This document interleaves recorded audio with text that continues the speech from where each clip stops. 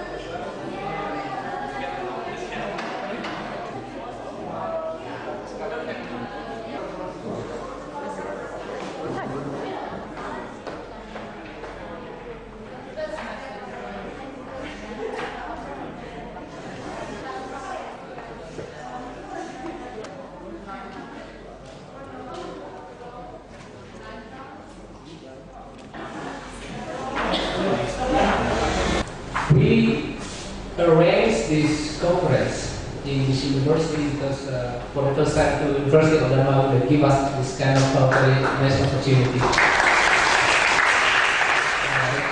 University of Denmark to give speech as welcoming speech for us to greet us from for this very particular meeting. So kesempatan kami berikan kepada Bapak Rektor. Good afternoon and best wishes for all of us. First of all, I'd like to express my sincere gratitude to the organizing committee who has given me this opportunity to participate. Ladies and gentlemen, let me extend to all of you a warm welcome from us, from University Darmagung. Welcome to Indonesia. Welcome to Medan. Welcome to University of Mr. Saulin Syagian, Mr. Taufan Tamani, Madam Caroline Kalenius, Mr. Serter Maluhandu, Madam Sumeito, and Mr. Longena Giti. Guests who have traveled far and wide to share their days with Caroline Kalenius from Berlin, Germany, and out of Medan, such as from Papua, Bandung, Jakarta, Mentawai, Palu, Bogor, Prapat, Rantau Prapat, West Kalimantan, and Aceh, or other regions in Indonesia. There is to be qualified. And the last, doing the community short through publication and share activities. Sister and brother, welcome and thank you for all of you who want to give your valuable time to come and involve in the Southeast Asian Conference. While we will discuss about bank credit. Also, thanks to the very for their support to make this conference happen. Lentera will support Robert Dewi very concerned and the land grabbing problem, especially in Southeast Asian region. And it is our expectation that from this conference we can make a real change in the community level. We believe we can make effective and ready impact. Thank you very much. Of the land grabbing in relation to Bulian plantation, and actually things the criminalizations and other things related to land speculations, and it's not really far different each countries that we have a similar pattern that I think we have to respond together. We see similarities, and then but we really need more. Maybe we have to highlight this today is that we have to do moving forward a little bit. Another issue that's already done from the Batu. This is all the introduction of this, and I can also mention some of the activities that already done, which is I think really well connected with this. Was the part. So now I agree with you. I think it's the time for us to introduce ourselves. I'm Samuel Jagia for the associate lecturer in Indonesia University. Good morning, everybody. My name is Sophie Chow. I'm going to be part of the dialogue, and we'll definitely want to be kept in the loop as we follow up action.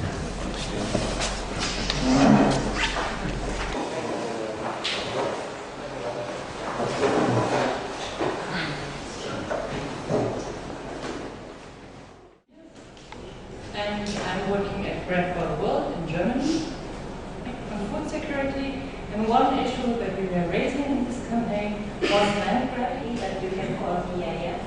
I'm head of campaign and advocacy in UAE National Institute. I've been working for our Southeast for solutions and advocacy for years here. You can follow this later. Thank you. I'm also a member of facilitator teams with Saudin and Ingrid. I work with UN, United Mission, on the Department of Advocacy as a consultant for climate justice program in Asia. My name is Bulian. My name is Michael Schirner, and like my colleague Caroline, I am also working for Bread for the World over the last relations in Asia. Now, for the last few months, I became the advisor for looking also for common responses to this. Thank you. My name is Cecile. I'm from HUMA, Community Ecologically Based Association for Legal Reform, and I'm really excited to learn from your knowledge and experience. Thank you very much. Afternoon. I'm Imam West Java. We would focus to vision. We have problem with grabbing. Hello, good afternoon. My name is Jufri. You can call me Jufri. I've been working in KPA, Konsorsium Gubernur Agraria, for 6 years, and now I'm the manager program. Good afternoon, everybody. My name is Bulian. I work as a co-worker of Bread for the World, and I've been working there now since 2 years, and I'm looking forward to learn from different experience. I only know the background most of you, and I hope this will change after this conference. Okay. Good afternoon, everybody. My name is Anta Karigan. I'm from Indonesia. Thank you. I'm Jufri. I'm working with SPPS. Study group for people initiative with indigenous people in Tapanuli area. Thank you. Terima kasih, selamat sore. I am Ahmad from Bulian, Central Sulawesi. Thank you. Selamat sore.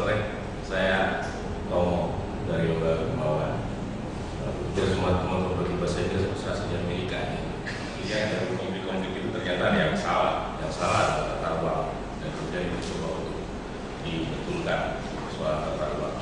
Nah, ada beberapa tantangan dengan cara baru pendekatan tata ruang. Kira-kira kurang lebih sekitar. Kemudian saya menjadi tugas saya sendiri kalau saya bekerja karena harapannya adalah ada satu jalan penyelesaian dari konferensi ini atau ada di perencanaan. I'm from Bagongsu, Institution for Legal Aid and Advocacy. Good afternoon. This is Professor Nawar, President of Roni. I'm here to support the community. Hope I can make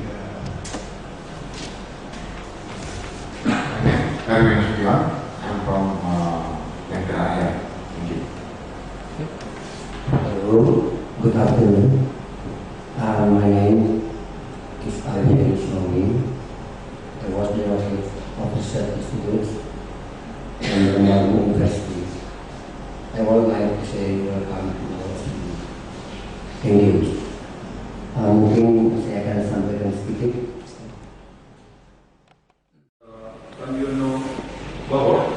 Actually, in the program, you saw that the title of his presentation was the Moratorium Act on Palm Oil Expansion and its implementation in Indonesia.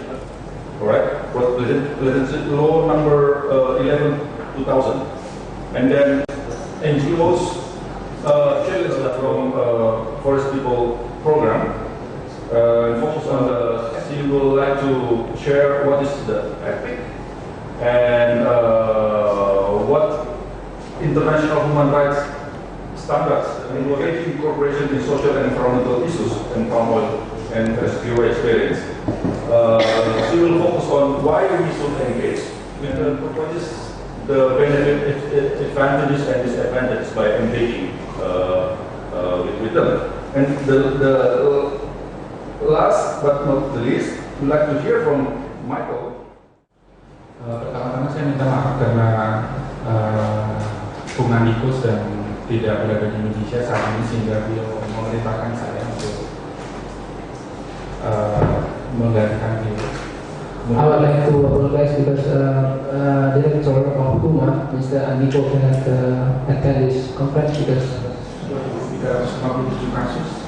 Kemudian 2012 dari data KPA yang saya dapat di Sinar sekitar 59% dari 1.000 perusahaan sawit berkonflik dengan di sini. Banyak juga kawan-kawan yang hadir di sini, ada Ibu Indri, ada Pak Sorlin, ada Ibu Patria dan kawan-kawan yang lain melakukan judicial review terhadap Undang-Undang 18 tahun 2004. We did already judicial review on the law of the Plantations number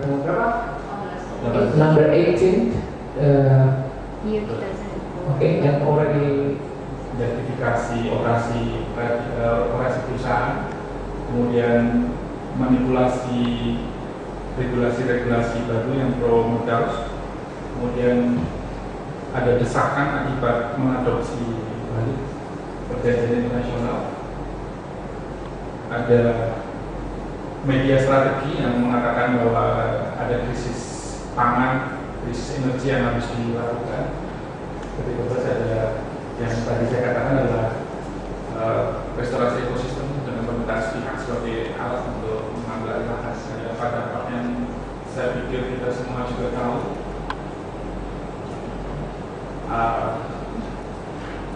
Ada dampak ekonomi, dampak sosial, dan memang juga ya, pasal 21 dan pasal 47 yang merupakan pasal-pasal kriminalisasi di dalam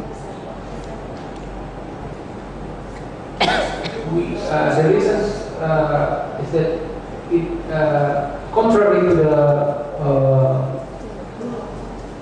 supreme of law, kemudian membatasi hak mengembangkan diri dan hilangnya rasa aman. Rasa aman gimana ya? Access of security, the absence of security. Terus kemudian mengabaikan masyarakat. Dari 6 strategi tersebut, dari 6 poin strategi tersebut ada 2 yang secara utama bisa kita gunakan, yaitu satu adalah membangun lembaga penyelesaian sengketa, dan kedua adalah memperkuat pengakuan masyarakat adat. Kedua ini saya pikir bisa kita gunakan karena 4 strategi yang lainnya teman-teman bisa download di internet, bahwa dokumen ini mewajibkan negara untuk membangun mekanisme penyelesaian sengketa perpaduan agraria, dan kedua adalah memperkuat kebutuhan hak asasi masyarakat adat. Putusan Mahkamah Konstitusi kita harapkan menjadi operasional karena Mahkamah Konstitusi adalah penjaga dari konstitusi, the guardian of constitution. Putusan dia adalah basis operasional bagi pelaksanaan konstitusi di dalam menyelesaikan permasalahan regulasi. Dan kemudian negara sudah menyediakan di dalam konteks kerangka akses justice, yaitu kerangka implementasi dari perintah konstitusi tersebut. Dan saya pikir hal ini senapas dengan mandat MPR 9 2001 yang berdasarkan undang-undang yang baru tata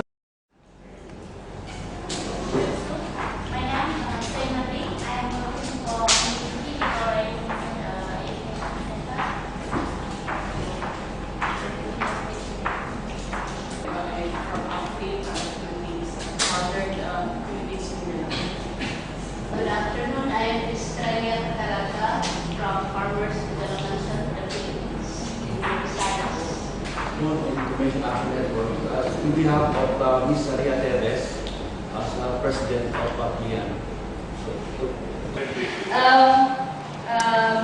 We're from Indonesia. We're talking about Indonesian Constitutional Court Decree on Plantation Law, Judicial Review, and National Strategic Document on Access to Justice. Next. Here are some patterns of land grabbing that we identify in Indonesia. There are 13 of them.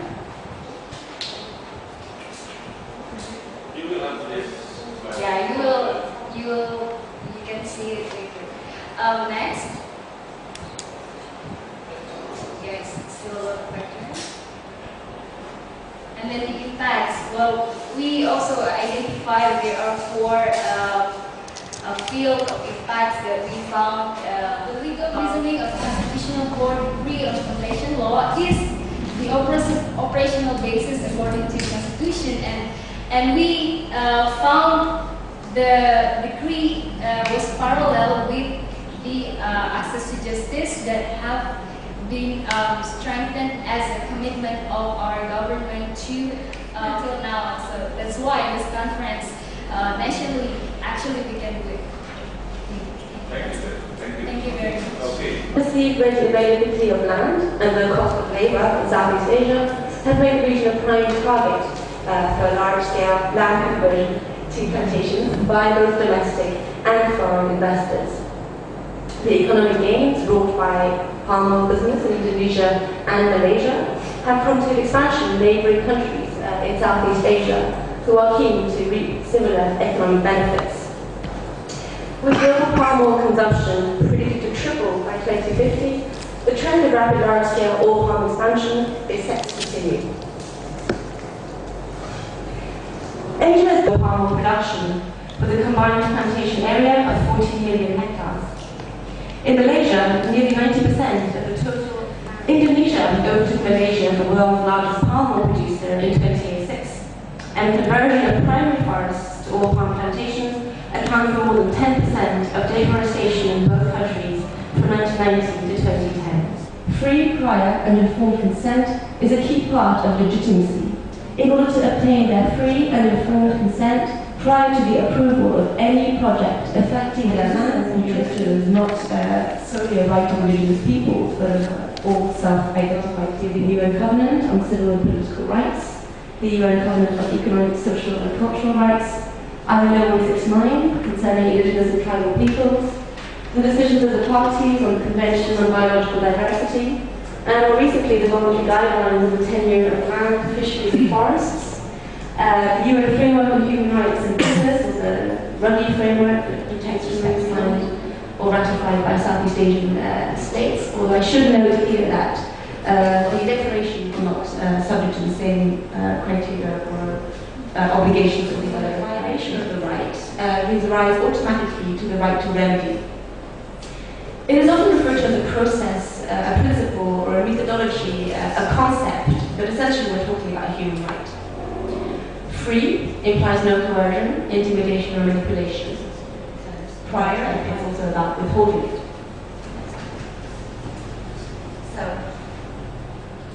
In other cases, rights under national laws predating the Declaration of the Rights of Indigenous Peoples have been interpreted to mean ethnic. I'm thinking, for example, of Musyawarah Mufakat in Indonesia.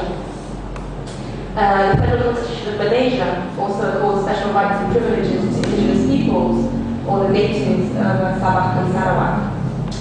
In Cambodia, there is no law which makes explicit mention of the right to ethic, although the Constitution does provide a measure of legal recognition for the international legal foundations of ethic. And in Vietnam, Thailand, Laos, and the grievance panel then will discuss which process should be undertaken to solve this kind of problems. The last part of my presentation is about the advantages and disadvantages, but I haven't put it there yet. So I think so what is the objectives? Of course, when we want to engage cooperation, we want to address the social problem, resolving the conflicts, changing the behavior, and also indirectly influence the government's institution.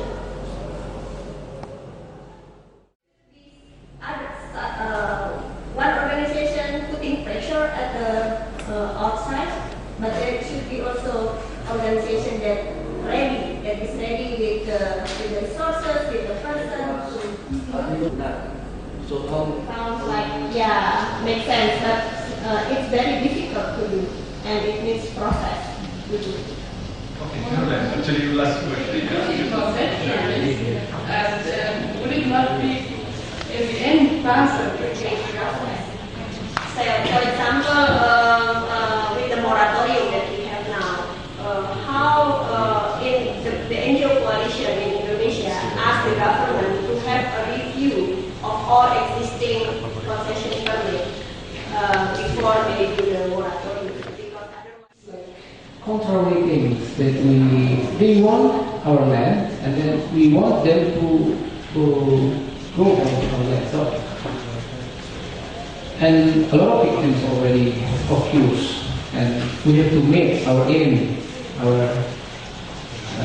how come it's because in experience really that if you meet Sinarmas in engage or want to engage, for example, to RSPO, for example, because we hope there are many people that already hurt a lot.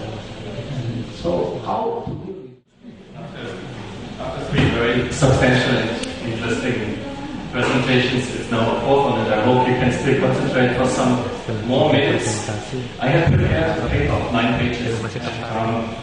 I've heard already some interesting responses, I would say, to criminalization. I'm just reflecting on it.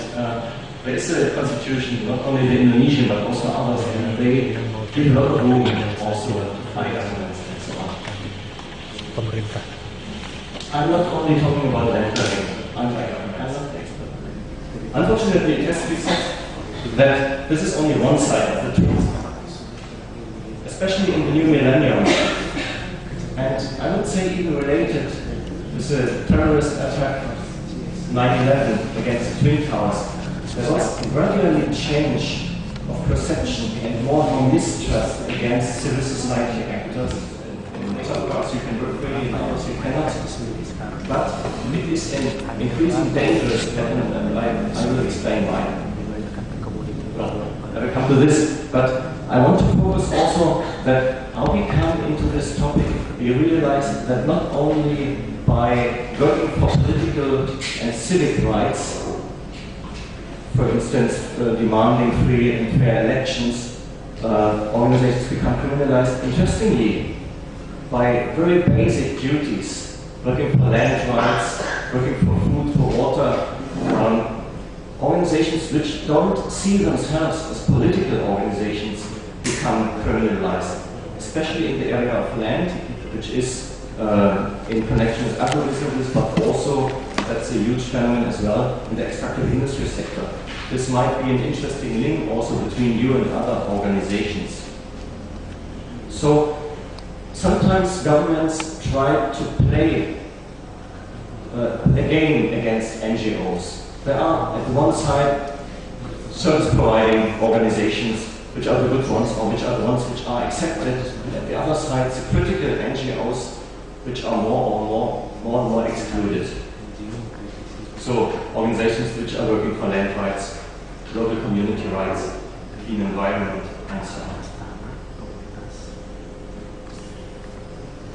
In 2009, therefore, we have, together with a number of other organizations, drawn or organized a study where we wanted to see in different countries what it means, what is the political framework in the countries. In more than 10 countries, we did these country studies on shrinking political space, where mainly countries in Latin America, what happened in Cambodia, which happened in Indonesia as well. And that can be reflected on what needs to be done. ITs and local communities, as well as a number of other voluntary standards. So while in international law it's, a lot of participants